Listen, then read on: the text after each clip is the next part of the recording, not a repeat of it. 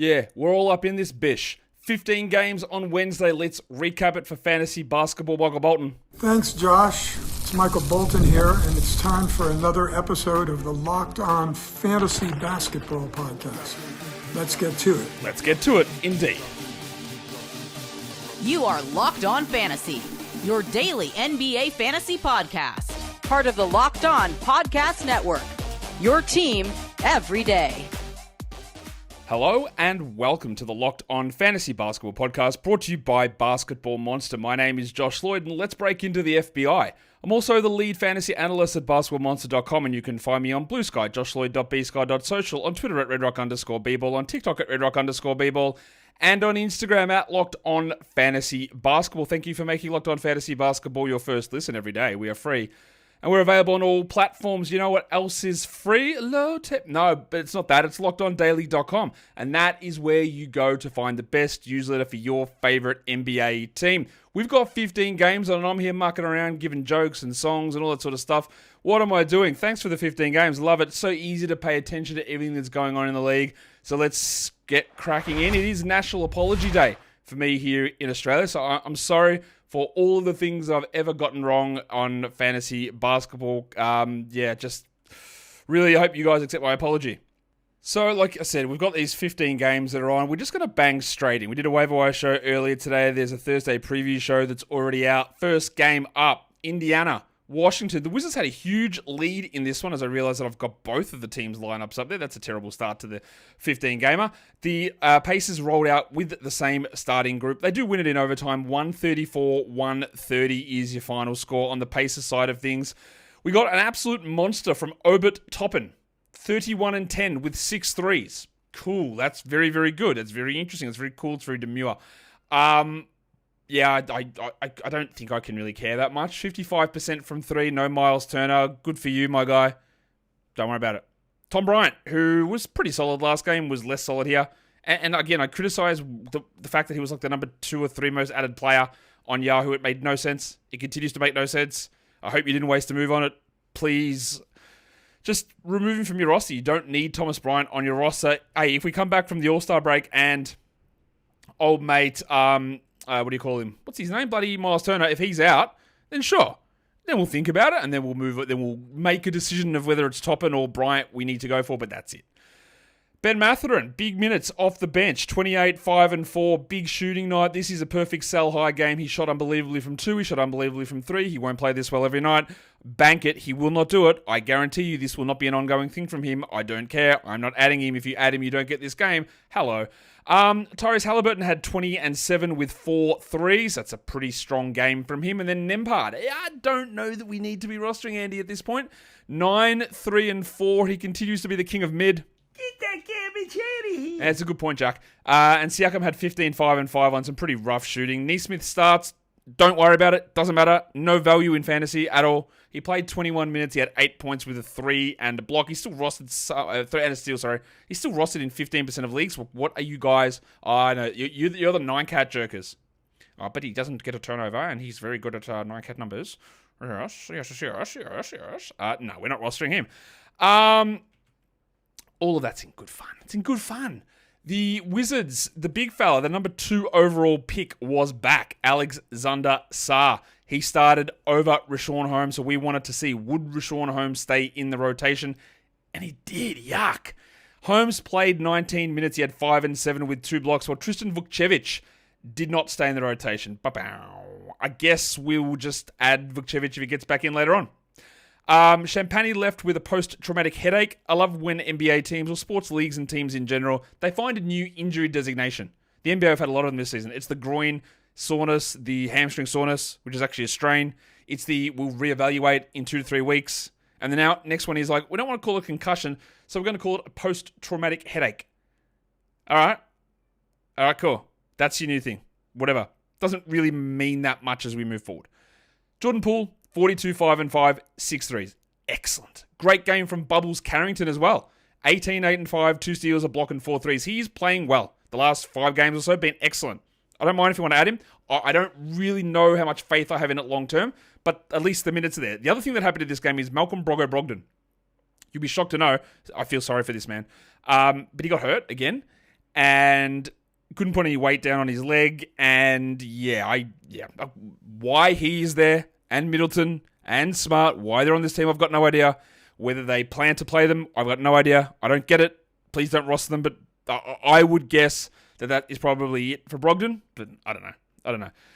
And that helps, obviously, with Carrington and even Kishel and George, who had 14 and 9 with 3 threes. And it was a very good Corey Kispert game. 27 minutes for Kispert, 27 with 5 threes. Remember, though, we didn't have Champagny.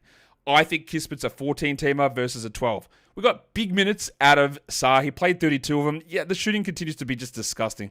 9 points, 23%. Yuck. But the other stuff is all just there. 2 threes, 6 rebounds, 4 assists, 2 blocks. Like, that's all great. And it was the same for Biller. Like, just, 3 points. He had 8 assists, and he's not really showing enough to be like, yeah, big top 100 guy. I think we're going to have Sarr and Carrington and Koulibaly and George, maybe Kispert. These guys could all just be 12-team league guys, but sitting between 100 and 115. You're going to see that spot. That's just going to be the wizard zone. Everyone in there just plays for Washington, apparently. That's sort of how it's feeling at the moment. We'll go on to the second game. San Antonio, Boston. Mitch Johnson. I was going to say he said the quiet part out loud, but he didn't. He just said what every single team is going to do after the game. He said, we're going to take the time over the All-Star break to go through and sort out our rotations and lineups. Right? Every team is going to do this, and there are going to be changes coming. It's like a second start of the year after the All-Star break. Be ready for it. The Celtics win at 116-103. Wemby, 17-13, 2 blocks. Steph Castle, just 24 minutes. But the usage that this guy is getting is crazy. It's way higher than his college usage. 34% usage.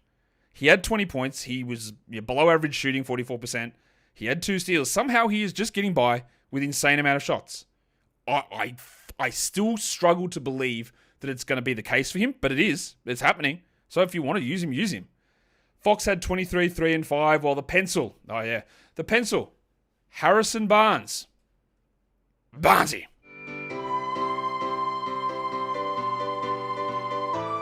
He was better. 14 and 7 in 30 minutes. We don't bother with that. And another stinker from Devin Vassell. I know that people are going to drop him. I know this is going to happen. I know it has already happened. I would not do that. If anyone drops Devin Vassell in my leagues, I will add him. You know what? In 2 weeks' time, it might turn out that, he's just doing nothing I can't hold. That might happen. But that doesn't mean to me that it's the right decision to drop now, nor is it the wrong decision to pick him up. I would do it, and we'll see where it goes. Jeremy Sohan, 13 minutes. You can't be rostering him at this point. And guess who else you can't be rostering who still remains rostered? Get that garbage out of here. Yeah, it's the horse, Keldon Johnson. What is happening? 5 points and 17 minutes for him. Not much else going on in this one. Oh, yeah, Fox, 23, 3, and 5. I just sort of skipped over Darren Fox's line because it's sort of just whatever. It's just an okay game from him. Like, it's fine. It's just normal stuff. The Boston side of things, they went in with the same starting lineup. There was still no Jaylen Brown or Drew Holiday. Maximum Derek had 19, 7, and 9. Jason Tatum, 13, 14, and 7. And Al Horford couldn't quite keep the big ones going, but he played 34 minutes. 10 and 7. Not 10 and 7, sorry. 6 and 10 with 2 threes and 2 blocks. After a terrible run, Horford's last few games have been at least streamable. Peyton Pritchard had been pretty good in the last one. He played 31 minutes here with Brown out and Drew out. The game was fine. I still don't believe that he's an absolute must. You can roster him, but you don't have to. This is like elite opportunity for him. No Brown, no Holiday, and good minutes, and still like a very mid sort of a game. Porzingis had 29 and 6 with 3 threes as well, and played a whopping 37 minutes. We've got 13 more to go. Today's episode is brought to you by WayFair.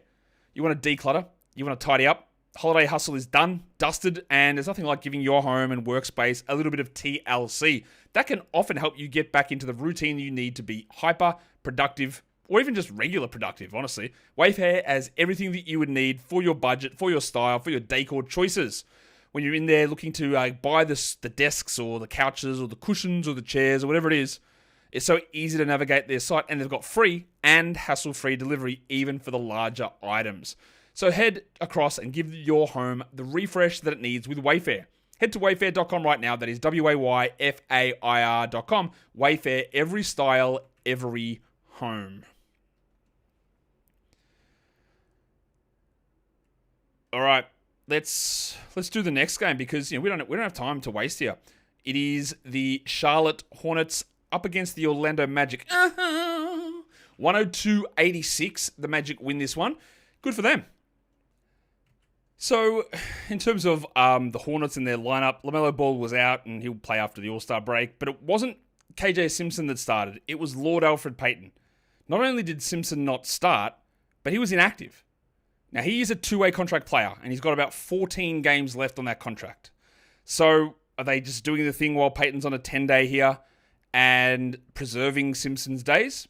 I would guess so. A little bit frustrating that that's what they did, but we've seen it happen with Jared Butler earlier in the season in Washington. We've been seeing it happening with BJ Boston in New Orleans, and it happened today with KJ. So Payton started, and then there was no Mark Williams still. It wasn't Taj Gibson who started. It wasn't even Musa Diabate. He was out. The big fella returned. Yusuf Nurkic is back in our lives. And remember what I have said, and I will continue to repeat this throughout this show. This is the last big day, last 2 days here before the All-Star break. You are going to have dumb shit happen everywhere. Everywhere. It is going to be weird and it means nothing as we move forward. So we'll go there and go, oh my God, Nurkic, 9 and 8, stealing a block in only 16 minutes. That's great. Imagine. Yeah, but also imagine that Diabate and Williams both play. Right. So if you had Nurkic today and used him, you'd be like mildly happy with it. And I've got no idea what's going to happen still with the Hornets trade and Lakers and all that. I've got no idea. But I also know that this is a unique situation today because Diabate and Williams were both out. Same with Alfred Payton, who played 32 minutes and was useless, 4, 4, and 7, and we don't need to grab him. Nick Smith left this game, or he didn't leave this game. He was told to leave. He was ejected, in fact. 2 points in his 16 minutes. It wasn't a good start anyway, and he's a rough guy to hold. But is he worse than the 6'9" rookie Tijan Salan? Nah, he's better. 3 points for Salan in his 20 minutes. The bro, he just cannot shoot. It has been... I know I said that there's been plenty of takers for worst player in the NBA. Shout out to David Roddy being back in the league. But I know it's unfair. I'm not saying that he's going to be bad, but man, Tijan Salan is bloody unplayable. He's terrible. This is how you know this game is weird because there's a guy by the name of Damian Bohr, who played 27 minutes. He scored 16 points. He hit 2 threes. He shot 63%. I believe he was signed this morning. Bory. Oh, Ball. What is it good for? Big Damo. Another Dame in the league. Can we ignore that? Yeah. Yes, we can.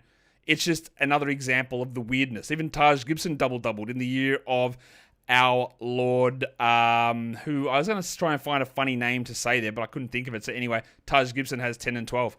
But yeah, it is just a weird day. On to the Magic side of things. The win's good for them, 102-86. And Paolo just cooked. Under 30 minutes, 24 and 8, 6 assists, 40% from the field is a bit yuck, but he hit his free throws. Not going to complain about that one.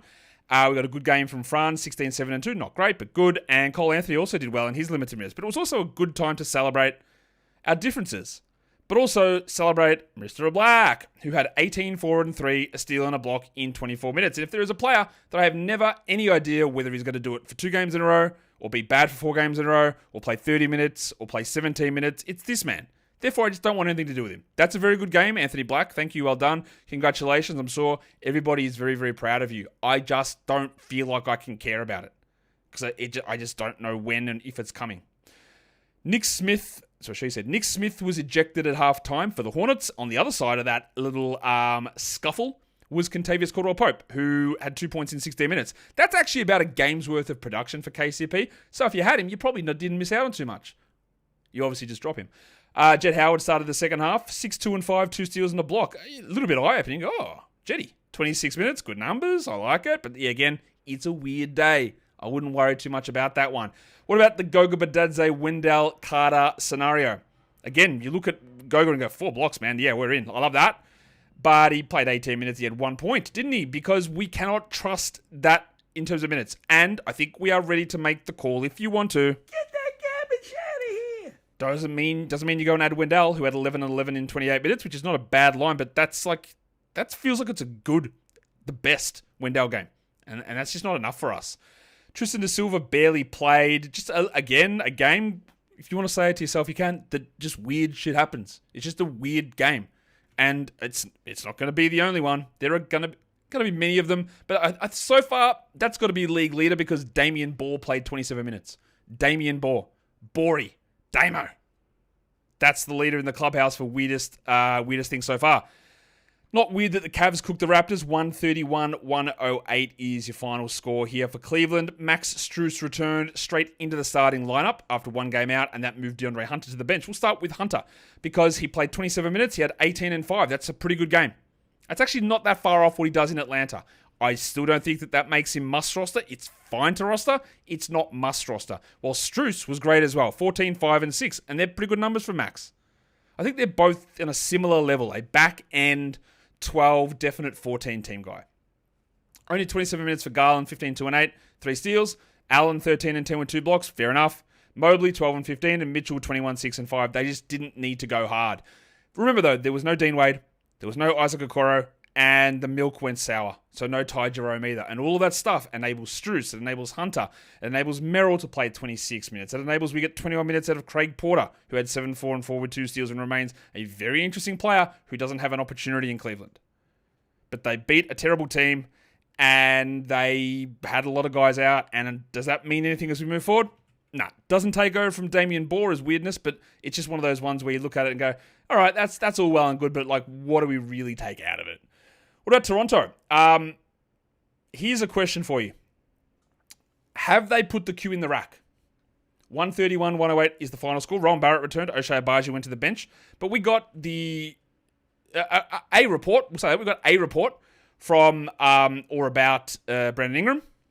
And the report was, yesterday we got the report of him being out for maybe the next month. And the report from the Raptors was they're going to reevaluate him every 2 weeks, but they're not sure that he'll even play a game this season. Oh, great. Okay. They have got the 5th worst odds at the lottery. 5th best odds for the lottery. They've got a bunch of guys they're going to sit down. And this is, I keep seeing this, and I don't really always get this, but let me just, again, put this out there of what happens in the NBA as the season goes on. People are going to be, why would they rest players? They're all young. Not why they do it. Resting sounds like, they're so old on their walking sticks and they just need to have an afternoon nap. The reason why teams start to periodically sit their players, sporadically sit them and then just shut them down at the last couple of weeks of the season is not because they're tired. There's a couple of reasons. That's not even close to it. It's, number one, it's to help them lose more games. Number two is to evaluate some of the other younger players on their team in games that don't matter for them pushing for the playoffs. The guys who wouldn't normally play, your Ulrich Chomskis, for example, your John Mobos. And it's to protect the guys they've got $200, $300, $400 million total tied up in. You don't want them out there in a game that means nothing with 2 weeks to go, popping an Achilles and missing the whole of next season. So, yeah, and Jakob Poeltl told us this. So Poeltl, Barnes, Quickly, Barrett, Ingram, they're all going to be done at some point, and it feels like Ingram is already done. If you needed to drop Brandon Ingram, I think it was probably okay. Everything here is suggesting to us that he's not playing. Nothing, signing the contract, the report from Darko, nothing here suggests that he is going to play. So if you needed to drop him, knock yourself out. Now, onto the actual game at hand and what went down on Toronto's side. Like, Barnes was fine, 16, 11, and 7 with 3 blocks. Barrett was very good, apart from the free throws. 61% shooting, 27, 4, and 4 with 3 blocks. Quickly was fine, 30 minutes, 15, 2, and 3. Not spectacular. Dick only shot 14%. I prefer, if I'm going to be using Dick, I prefer better shooting efficiency than that. 2 points, 2 rebounds for Grady. He's going to have opportunities later in the season, but I don't think I could stomach Dick on my roster. Abaji played 25 minutes and he was like, whatever, like not good enough for me for 12s, and we got a lot of minutes out of Johnny Mobo.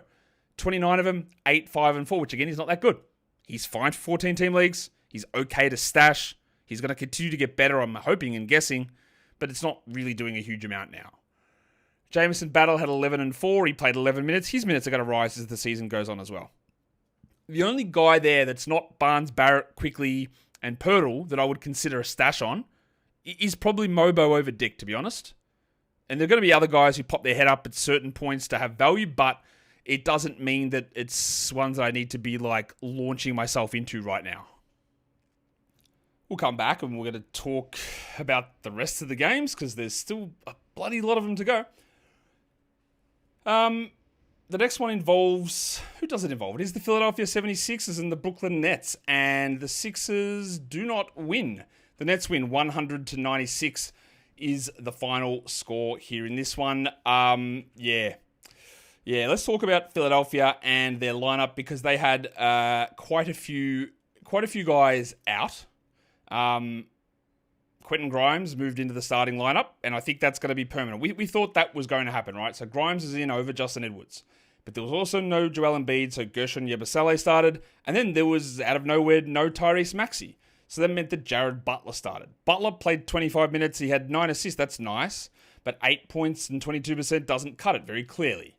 As for Yabusele, he had 5 and 2 in 21 minutes. This is the thing we said, is that he's not good enough in games when Embiid is in. And then when Embiid is out, he's very hit or miss. I don't think you need to be rostering Gershon Yabusele, honestly. What is this? 5 points in 21 minutes? Yuck. Oubre was awesome. 30 points. Now, he did nothing else, but because all these guys are out, he took a lot of shots. You would think that Paul George would do that. I know his finger is messed up, and people love giving an excuse for Paul George. And in the past, I've been like someone who thought Paul George gets treated really unfairly. I have. I was like, bro, what are you talking about? He's an all-NBA level player. What do you want about? But he was asked before he hurt his finger. And he took 7 shots. He hit one of them. This is one of the largest offensive fall-offs I've ever seen. Now, he still had 2 steals, 3 blocks, 6 rebounds, and 4 assists. That's all very good. But, take a shot, man. Hit some of them. It's really disastrous from Paul George this season. It's been terrible. Before you get excited about Grimes, and you should, but before you get too excited, no Maxey, no Embiid, right? That's key, right? That is very key. He was great. You know what I call him? I don't. I've never called him this, but I outlined the idea behind it the other day. A scaler. That's a terrible name for it, but someone who's like, hey, you need me to do more? I'll do it. You need me to do less? Say less. In this game, they needed him to do more. 30 and 9, 4 threes, 4 assists, 2 steals, 1 block. Lovely. Unbelievable. Fantastic. He will continue to start, and he will get the Nick Nurse diet all the way through. And he is a must-roster player, Quentin Grimes. But when Maxey and Embiid play, and when Paul George's hammer finger is removed from his hammer ass, well, he's not going to get a chance to do this. So, it's great. Just push back down a little. We just don't need it that high. 31 minutes for Justin Edwards. Okay, great. 13, 5 and 3 with 3 steals. So, if you're going to get excited about Grimey, you got to think about it for Edwards too. Like, he took advantage of the guys being out. Now, again, I believe Grimes is going to very clearly start over Edwards as we move forward. But it is just a nice little perspective of like, oh, okay. Why did Edwards do that? Well, because every dickhead was out. Well, the 2 main guys anyway. And the other one is there in spirit only, I'm guessing. And even then, is Paul George's spirit actually involved in the game? I'm not sure. On the net side of things, these guys they just keep winning. I don't know if they're sick and tired of all the winning that they're doing, but they keep doing it. But how do we judge it? Cam Johnson went to the locker room. He came back and he decided that they were going to play him 32 minutes, 16 and 6, 3 steals and a block. I'll be very, very interested to see what the Nets do coming out of the break. D'Angelo Russell was also red hot. He still only played 26 though, 22, 5 and 4. Like, we hold them, but it's like rough, man. I don't know where we go with it. Day'Ron Sharp, at some point, it's going to go off. He had 8 and 9 there. He's an okay hold, but he played 15 minutes. And then with everyone else popping off, Keon Johnson didn't really get many chances, but 30 minutes is still good. He's an okay hold. Trenton Watford was the real out-of-nowhere guy. The guy we've also forgotten about on this team was 2 of them. Noel Clowney and Cam Thomas. They're going to get opportunities when they come back. Watford had 18 and 1 with 3 steals and a block. That's great. He missed only 1 shot 88% to get there, and those other guys being out are going to impact him. They are going to be one of the more frustrating teams to figure out on a game-by-game basis. Zaire Williams had 6 points in his 26 minutes. We don't need to worry about that too much. It was good from Claxton. 13, 11, 5 blocks. Good from Johnson. Good from Russell. But are they just going to keep playing? I honestly, I don't know. I don't know if they will. All right, let's keep trekking through these games. The 6th one, an overtime game. The Knicks win at 149-148 is your final here in this one. All right, let's talk about the Hawks. A lot of minutes, obviously, because it's overtime, but we also got more than that from Onyeka Okongwu because we got the injury updates today. Larry Nance, broken femoral condyle, basically knee, broken knee. That's season over for him. They said 6 weeks. That's season over. The other one is Vic Krejci with a back fracture, a lumbar fracture. Cool. They said non-displaced. I'd bloody hope so. I would hope that it's non-displaced, because displaced would mean that, yeah, you can check out what a displaced fracture is if you like. He's out 4 weeks. I would say that's close to season over for him. We continued to get Mohamed Wayayuge starting. Was it very good? Not really. He had 2 points in 16 minutes and they went away from him. He missed all 6 of his shots. He had a steal. He was looking like maybe that was an interesting ad because he keeps starting. Maybe the ad was the friends we made along the way, or it's just George Niang. 21-4 with 4 threes, a steal and 2 blocks. He took 16 shots. The other one to look at is Dracaris Levert, who played 35 minutes. 20-10 with 7 assists and 3 blocks. I don't know that this is going to hold, but with no Krejci, no Nance, and whatever is going on with Clint Capella, if you added Niang and you added Levert in 12s, I could see why that would work. We actually got a few more minutes from Zach Rissochet, who played 30 minutes. He had 16, 2 and 1, and that absolutely does not get me excited. He had a steal and a block, which is fine. I would add Levert and Niang over him. 41 minutes for Okongwu is very, very desk-risey. Now, he wasn't very good from the line, but he shot 90 from the field. He had 21, 14 and 5, 2 steals and 3 blocks. That's filling it up. And yeah, there's overtime, but take 5 off that, and that's 36 minutes. And he'd been getting 28. So without Nance there, we are getting a lot more of him. We're also, for those of you in deeper leagues, going to look at the Trojan, Domi Barlow, and Terrence Mann continues to be bad. He had 1 point in 16 minutes. Dyson and Trey did their thing. In fact, Trey did more than his thing. He took 29 shots. He had 38 points, and he had 18 assists, while Daniels went the old Moses Malone, 4-4-4. 4 rebounds, 4 assists, and 4 steals. On to the old Knickerbockers. OG Anunoby, they edged us. They told us that he might return. He's questionable, but nah, absolutely not. He did not play. So we got another Precious Achua start. The big sneeze had 26 and 8 in 42 minutes. He had a steal and 2 blocks. Very good. Cool. No relevance once OG plays. Townsy, back-to-back 40-point games, 44 and 10 with 7 threes and 2 steals. While Josh the Hitman Hart continues to be ludicrous. Now, I did say in the show yesterday that I was very wrong on him, but I still have some worries that maybe these field goals don't sustain, and they didn't here. It's one game. That doesn't really matter. 39% shooting from the field, but 18, 10, and 6 stealing a block. Who cares? Jalen Brunson got into foul trouble last game. Not here, though. 43 minutes, 36, 3 and 8. And Bridges, did he? Oh, no, not really. 11 points, 63% with 4 assists. He did have 2 steals and 2 blocks, and he attempted, 0. What is going on? 0 free throws. This guy is way off. Not a drop, but yeah, it's not looking good. We also had Juice McBride leave the game early with that rib contusion. We're obviously not rostering old mate Juice really in any sort of standard format at this stage. The 7th game of the day, we're almost halfway there. It is the Milwaukee Bucks and the Minnesota Timberwolves. Damian Lillard was out resting. Did his rest in for his hamstring through the All-Star break. Of course, he's still going to compete at the All-Star game, so what are you talking about? This is where I know people go, man, the All-Star game is so good, man. Why don't the players care? So we're going to have guys take regular season games off to prioritize for an All-Star game that in the end means nothing. Anyway. Ryan Rollins started the game. Obviously still no Giannis. Rollins played 26 minutes. He did manage to get a steal. He also registered one of those in the box score and had 17% shooting. He had 4 points, and we don't really care. While Punch Bob, if you wanted to drop Bobby Portis, I think it's fine. Kyle Kuzma coming, Kyle Kuzma getting traded there, actually, more accurately, is going to kill Portis. And Portis, if you can't do stuff when Giannis is out, then you can't do stuff. 8, 6, and 4 in 23 minutes for Punch Bob. And that meant that we got a little bit more out of Brook. 11 and 7 in 27 minutes. And Kuz had a pretty good game. If you could sell Kyle Kuzma off these games, I would. 19-13, a traditional Kuzma, bad field goal, bad free throw combo. But that's okay. With all these guys out, they're 2 best players. We got some random cameos. Gaz Trent dropped in 23 with 3 threes and 1 steal. If you can pick when the good game of Gary Trent's going to happen, don't waste your talents on picking good Gary Trent games. Do it on something more meaningful. Lotto? I don't know, something. Not this. Torian Prince had 11 with 3 threes and 3 steals. And the cousin, Kevin Porter Jr., 11, 8, and 5. And do you want me to say it again? We get weird stuff at this time of year. We can just thoroughly ignore that. Onto the Minnesota Timberwolves side of this game. They're still without Michael Conley.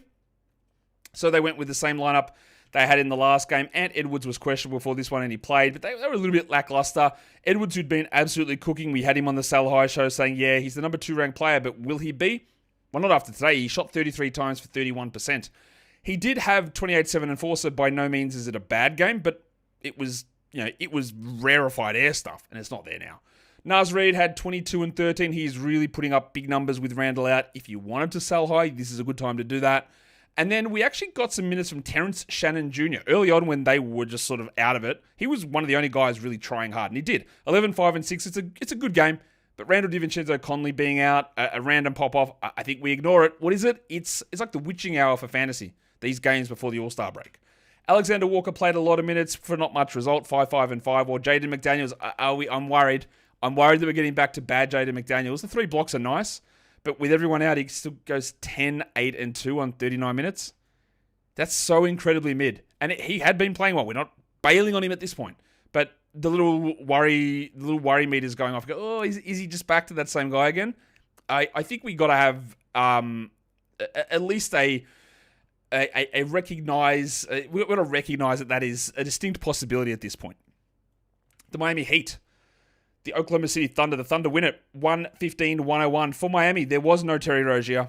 There was no Duncan Robinson with their illnesses. And they went with an interesting starting lineup. Tyler Hero returned. And they weren't sort of playing him with... he'd been playing as a point guard all year.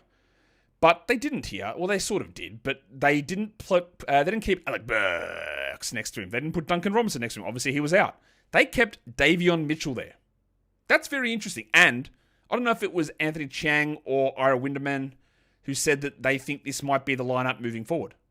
So let's look at Davion. 35 minutes, 14, 1, and 3 with a steal. That's actually pretty good. I don't think we look at it in 10 or 12 teamers, maybe 14, but it's interesting that he's played in that role. And then Alec Burks had 11 and 9 with 2 steals and a block. But before we get excited, Rozier, Robinson, all out.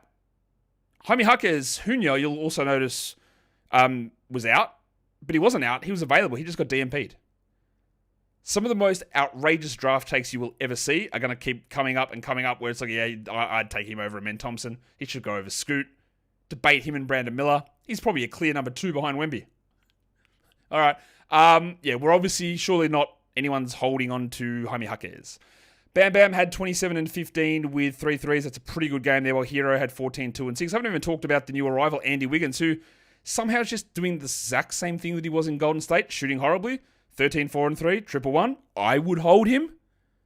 But that's very clearly not inspiring. It's not good. It's not great. It's okay. But again, we are new teams, new players. This sort of acclimatization period. For the Thunder, no Chet, he was resting, so Aaron Wiggins moved back into the starting lineup, and I'm very intrigued to see, was he able to keep it? He was not. 11 and 5 on 36%. That's not a shock to me. The saving grace, if you do have Aaron Wiggins, not Andrew, Aaron Wiggins, is that Alex Caruso got hurt again, and the Hong Kong mattress, Kaysen Wallace, was out once more. But irrespective, and we went into real detail on this on the Sal High show, if he continues to start, and if he continues to get these minutes, it doesn't matter. Because none of those things that he was doing had any shot of holding. And the role doesn't have a shot of holding. For now, there's a short-term value in it. But absolutely no way is Aaron Wiggins a must-roster player. None. Shea had 32, 5 and 9, 2 steals. Lou Dort had 17 and 3 steals and a block. And Hartenstein played 30 minutes for 8 and 8 with 2 steals and a block. It's a lot of the same stuff. But again, how are we assessing it? No Chet, no Kaysen. And they could both literally play tomorrow. I don't think Kaysen will. I think Chet will. Or Chet, I know will. And that will eliminate a lot of this stuff. It's been a pretty rough run of things from the Bronco. Not terrible. But remember that run where he was like top 5, top 6? He's the 36th ranked player now for the season. And yeah, after a really red hot start, I think it's been pretty under-discussed. He's sort of been like mid. I need to like dig into his like rolling charts to see where it's gone, but even I haven't really been discussing it, but it's been a sizable decline in production, basically since Hartenstein returned, because he was getting a lot of stuff going on when he was playing at center, and he obviously doesn't have that ability anymore. All right, let's let's go on to the next one. It is the Sacramento Kings and the New Orleans Pelicans. And the Kings game is interesting because of a couple of things. They signed Markelle Fultz. The number 1 overall pick is back. Now, he obviously hasn't played all season. He's not, I repeat, not a 10-team pickup or a 12-team pickup. He was a starter in Orlando and was barely a 12-team guy. He's not a 14-team pickup. But what he could do is just get in there and muck stuff up. Let's take a look at the Kings in this one before we get Markelle Fultz in the fold, because Keon Ellis went bananas. 27 points, 7 threes, 1 steal, 2 blocks. That's an unbelievably good game. Couple of things, though. He needed to shoot 71% to get there. He needed to shoot 64% from 3 to get there. He needed no Markelle Fultz around to get there. Is that a likely scenario? The answer is no. Yes, you should roster Keon Ellis. You should do that. Should you be a little worried that he moves back to being a fringy sort of a guy? Yes. Because all it takes is if Fultz jumps into this rotation, because, again, we look at the rotation, he's not like, there's no Devin Carter's minutes to take. There's no Jordan McLaughlin's minutes to take. Those guys play 0. So if Fultz plays 15 minutes, he's taking 15 minutes from somewhere. Is it Lyles' 9, Laravia's 13? Or 11, sorry? Maybe. I don't know. But you have to think there's just like a little bit off the top of Keon, and 25 of Ellis is borderline. For now, yes, we add Keon Ellis, obviously. And he's been an ad since the last couple of games.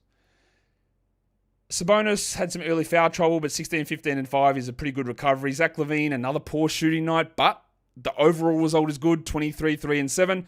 Leaky Monk, the assists are down at the moment. He's a little bit of a slump. I definitely wouldn't bother too much. I'm not worried. 17, 4, and 4, and DeRozan, 24, 4, and 6. And Keegan Murray, he took 5 shots, Keegan. He had 6 points. He did have 7 rebounds and 5 assists, but he's been one of those guys who's been incredibly overhyped for years. We are getting to that spot where if you're in a 10-teamer with Keegan Murray or even a 12-team points league, Jack Armstrong, if I had the soundboard open, which I don't, and I will now, but you'll barely even notice the gap. So, Keegan Murray. Get that garbage out of here.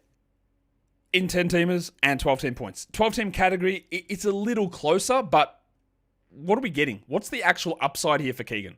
And we talk about that so often. If he rolls as the 120th best player, theoretically that's okay.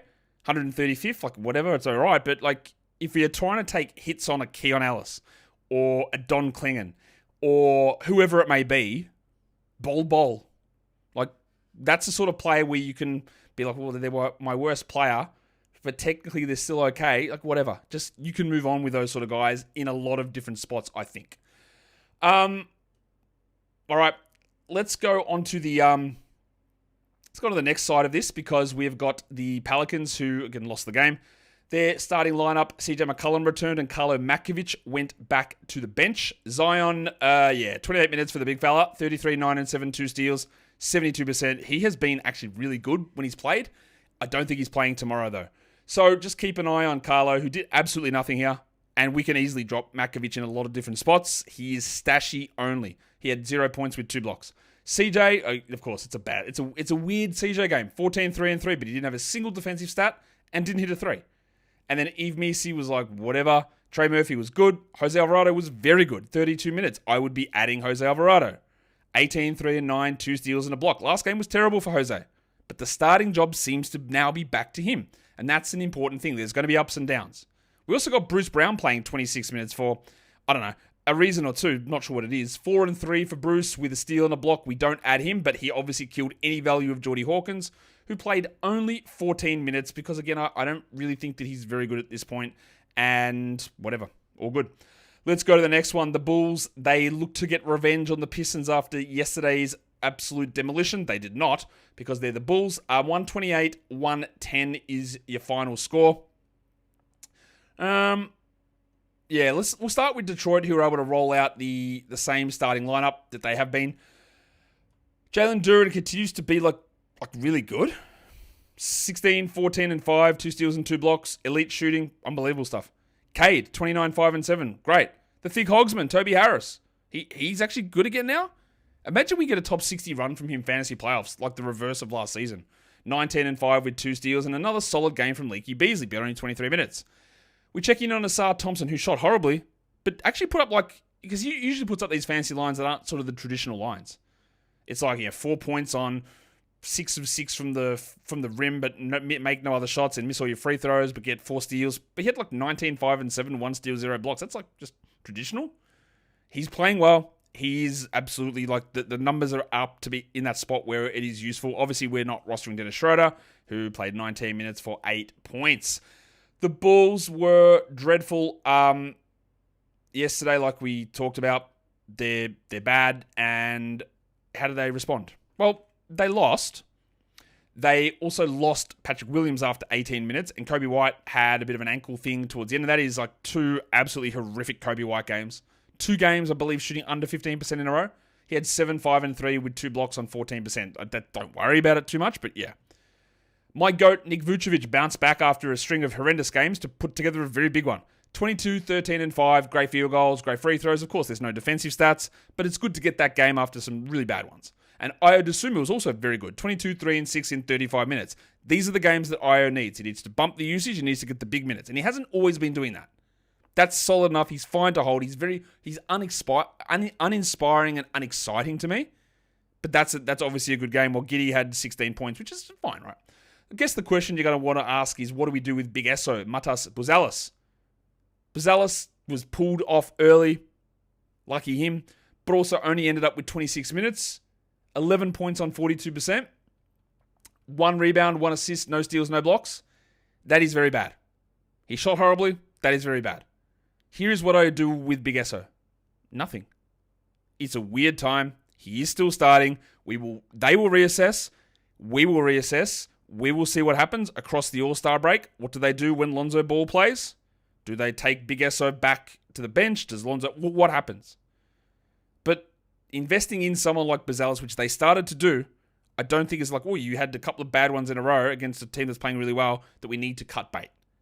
And the question is always going to be, do you drop him for like a Don Clingan? Yeah, I think you do. But otherwise, I would like, for example, if I've got Matas Buzelis or Keegan Murray, I don't see any path for Murray to really ramp up what he does. It is probably a 75% chance that Keegan Murray finishes from this day to the end of the season with a better rank than Buzelis. It's probably way in Murray's favor. But I don't really care. Because the upside value of Buzelis, who we haven't started to see realized in this 30-minute period, if it hits, maybe he runs top 60. Murray is just sort of going to do what he does. And I guess that depends on what level of safety you're looking for. But I'd rather still, at this point, take a couple of hits on guys to see if they can establish. They might not. But that's why you took a hit on Don Clinga. That's why you took a hit on Bol Bol. That's why you take a hit on Quentin Grimes, on Max Christie. Because you want to see what happens. If it doesn't happen, you move on. It's all about, where can I see the path? Can I see the opportunity? Can I see where it pushes up? Well, I look at Keegan and go, they just keep adding guys. It's going to make it harder and harder for him to do anything that's good.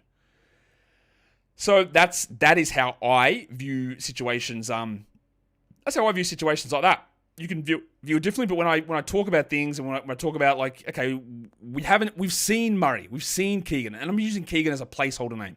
We've seen that. We know what it does. It's I say semi-reliable. But does semi-reliable pay the bills when you're trying to plan for the playoffs? When you could get a guy that hits and it takes you to a new level. You know what I realized I didn't do? And I know you guys are going to be screaming down in the chat about it, is I didn't talk about Superman Khalil Ware for the Heat, because I know people are going to be like, let's drop him. He played 24 minutes. He had 7 and 6 with 2 blocks. That is not a very good game.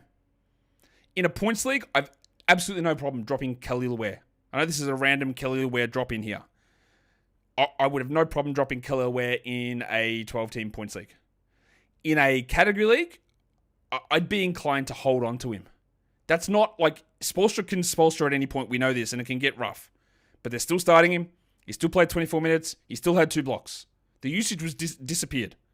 But I'm not out at this point. We worried a little bit that Wiggins might force some other issues, and it has happened. But I would try to hold on to Ware. I would try to hold on to Buzelis. Now the question is going to be, Ware or Clingan. We'll talk Clingan in a sec, but it's probably Clingan. Because we're all like, what is the opportunity? Where can things go right and go wrong? So apologies for not including that now, but hey, bonus. If you're still listening, you get to hear it now. The Rockets beat the Suns 119-111 was the final score here. For Phoenix, there was no Beal, no Booker, and no Grayson Allen. Booker got himself hurt in the game yesterday, and then Allen with knee soreness. So we got a lineup that put Royce O'Neal playing at the 2. It is worth noting that Beal, Booker, Allen all out. You could make an argument that's 100-plus minutes of play that needs to come in here. So just bear that in mind. O'Neal had 14 and 4 with 2 steals. Pretty good. 4 threes, pretty good. He just remains a streamer.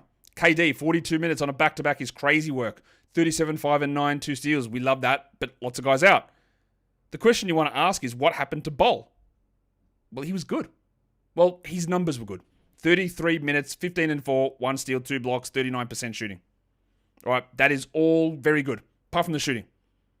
We don't know what happens when these other guys return, but for now, that's enough to hold. So yeah, we keep holding on to Bol.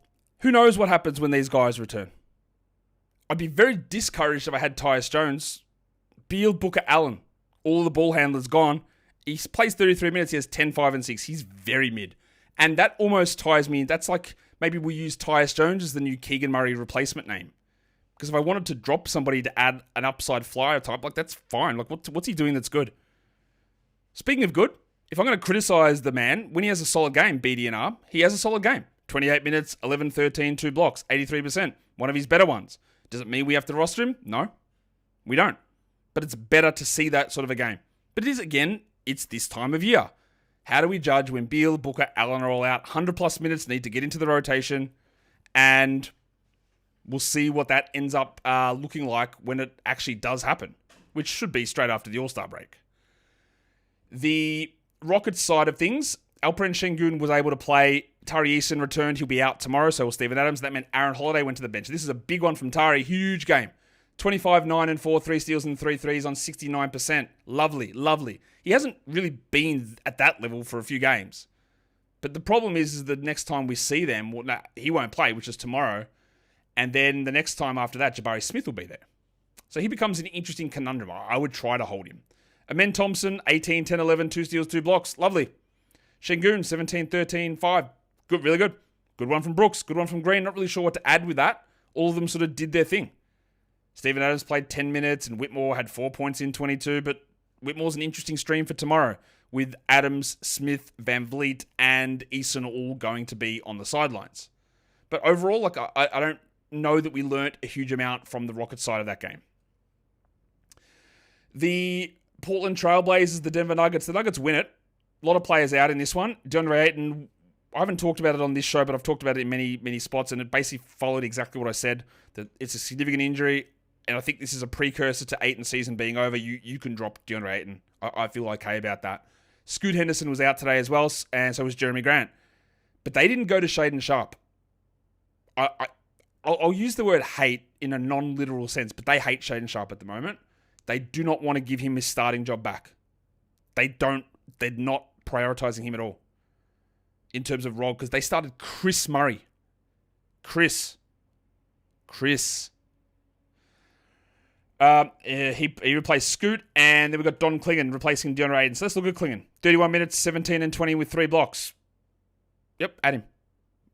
Absolutely nobody debates his ability to put up fantasy stats. My concern always with him has been he is not very good at the moment.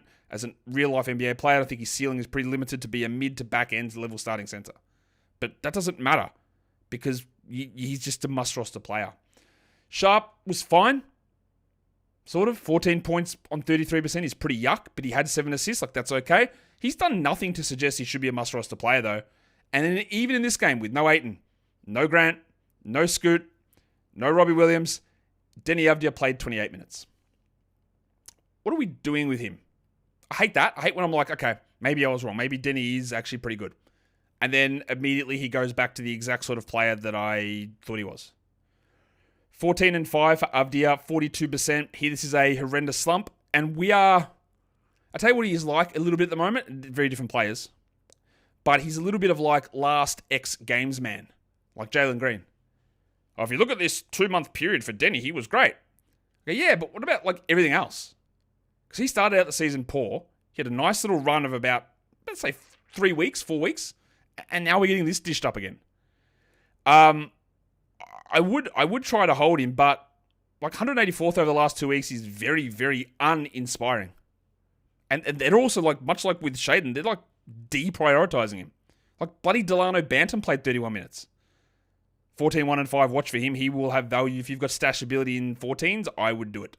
Jabari Walker also is going to be a deep league guy here because no Rob Williams in this one. 17-7, 3 threes, 2 steals. I wouldn't bother with Rob in 12s, by the way.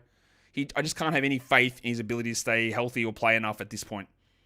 So Clingan is clearly the guy, not Rob Williams. The Denver side, very interesting stuff in this one. There was no poop cookie. Michael Porter Jr. was out. Aaron Gordon was resting. Russell Westbrook is out. He'll be back after the break. And no Peyton Watson. A lot of guys out. 4 rotation players. So the headmaster went, all right, let's go. He played 42 minutes, Jamal Murray. He scored 55 points with 4 rebounds, 5 assists, 2 steals, hit 7 threes, took 36 shots. Basically, him and Jokic just did everything. After a really poor start to the year, he's back as a third-round player, and he's top 15 over the last 2 weeks, Jamal. Jokic had 26, 15, and 10, and Christian Brown played 45 out of 48 minutes. He had a very strong game. If you could sell high on Christian Brown, I would do that. Because again, Porter, Westbrook, Gordon, Watson, all out. And that's enabling him to do everything. 21, 10, and 6 is a great game. It has all worked out very, very well for him. Zeke Naji this is again how you know it's a weird game. Zeke Naji played 37 minutes. 37. He had 16 and 5 with 4 blocks. That is an unbelievably good game. Unbelievably good. Do I care to add him? Not in a million years. Would I stream him in a game where all these guys are out again? Maybe. And then Julian Strawther didn't do as much. They went more to Naji than they did to Strawther. Strawther had 11 points with 3 threes. Just a very weird game that, it's interesting, but how many takeaways we've got out of it, I'm not really sure. The Lakers, the Utah Jazz men, they lose to the Jazz. That almost guarantees that the Jazz are sitting everyone tomorrow, by the way. 131, 119. Let's talk about the Lakers. Luka Doncic played only 23 minutes, 16, 4 and 4. They pulled the pin very early in this game. There was no Finney Smith or Vincent in this one. And then they lost Jackson Hayes after 7 minutes. And that meant that Alex Len got to start. He started the second half, but Alex Len got to play 22 minutes for Len in his first game. He had 4 points, 7 rebounds, and a block. I don't think there's any long-term issue here with Hayes. I would not add Alex Len. I hope you haven't added Alex Len. There we go. Reeves had 15, 5, and 11. LeBron had 18, 6, and 7. Does it mean anything? No, except that the sell high on Reeves is open because he still had 11 assists with Luka there. He shot horribly, but Luka played just 23 minutes. It's just going to be a bit of time to ramp him back up. Rui Hachimura was whatever, 19, 3, 1. That's a very Rui line. 19, 3, and 1 with no defensive stats. That's just who he is. We know what he is. At the moment, he's somewhat streamable. He's okay to roster. I just don't really see the long-term valuation there. The Utah side, big win for them. Is this like the last hurrah heading into the All-Star break? Go, hey guys, I hope you enjoyed it. We're not going to win anymore. Oops, that's the wrong graphic. What's going on there? That's better. Utah Jazz, same starting lineup for them. Walker Kessler, 16 and 8, 6 blocks, unbelievably good. Markkanen, hey, we finally got a good game out of him, did we? 32 and 5 with 6 threes and 3 steals. Keontae, 20 and 7, 10 assists. I'll say it again, must roster player. Isaiah Collier, I'll say it again, must roster player, 10, 7 and 9. Jordan Clarkson, probably do want to roster him until it goes awry. 21, 9 and 7, and the Baptist had 17 and 8 with 2 blocks. And amazingly, for a Utah Jazz team that's been a nightmare all season, this is the most straightforward thing I've ever seen. All the good players did the good things. That's all the guys that we talk about delivered exactly what you wanted. No other randoms popped up out of nowhere. It was absolutely straight down the line. And that makes me think tomorrow's game is going to be an absolute disaster. Now we go to the centerless Dallas Mavericks hosting the Golden State Warriors. The Warriors decided to go back to Quentin Post over Moses Moody, and then Stephen Kerr decided to reverse course on that at halftime, and Moody started over Post, and in the end they lose. 111-107 is the final score here for the Warriors. They're still waiting, obviously, on Kuminga to return post All-Star break, and that's the thing with nearly every one of these games. It's just someone's going to just come back after the break. Jimmy Butler didn't get the double-digit free throws, but he was still pretty good. 21-9, very good. 21-9 and 7. Curry had 25, 5 and 8, and Draymond was awesome. 13, 5 and 5, 3 steals and 2 blocks. That's all the guys that are guaranteed must-roster players. What about Bud Hield, though? Oh no. Yeah, he's bad. 3 points, 11%. He's just bad. Like I don't know what to like. He will have the games. It's the Buddy Hield cycle. You go, but we need Bud spacing. He's going to do it. And he doesn't. Because he's not very good. Look, absolutely, Buddy is not a must-roster player. Absolutely not. Podziemski was fine without being great. 8, 2, and 5 with 3 steals. And then it's just a bunch of nothing. Moody had 14, which is all right, with 5 rebounds and 2 threes. And Post played 12 minutes for 5 points. And I think he's going to be the next guy to have these opportunities and then be pushed out of the rotation again, especially when Kuminga returns. So yeah, overall, not a lot to really go into, I think, there with the Warriors. But the big thing that we want to look at here is the Mavericks, because of course, they didn't have a center, so it was Olivier Maxence Prosper who started, with Dan Gafford out for 4 weeks at least here. And then Max Christie moved in with Dante Exum being injured. We'll start with Christie. 39 minutes. It's a lot. 17, 5, and 4 is fine. I would have liked a few more shots, but for now, we roster Max Christie. Kyrie was unbelievable. 40 minutes, 42 and 7. Now, the rest of the line's a little empty, but he was ridiculous. He carried a large load. Every shot went in. Great. Kessler Edwards did an interesting thing. He had 4 points, which is terrible, obviously. But 6 rebounds, 6 assists, 2 steals, and 3 blocks is eye-opening. There's no Davis, no Gafford, no Washington, no Lively, no Martin, no Exum, no Powell. And all of those guys are going to be out through the break unless maybe Exum plays tomorrow. Washington's out. So you might get streaming from Kessler tomorrow. I wouldn't highly prioritize it. We also saw the limitations of Prosper. 24 minutes, 6 points. 6 rebounds. Not a 12, no. Not a 14, no. And then Spencer Dinwiddie, who played 31 minutes last game, played 18. This is, again, your sign that you cannot trust the role or the production of Spencer Dinwiddie. 3 points, 18 minutes. We got 15 Brandon Williams minutes. If you're wondering who Brandon Williams is, he's a player. He's been on this roster all season. He's a point guard.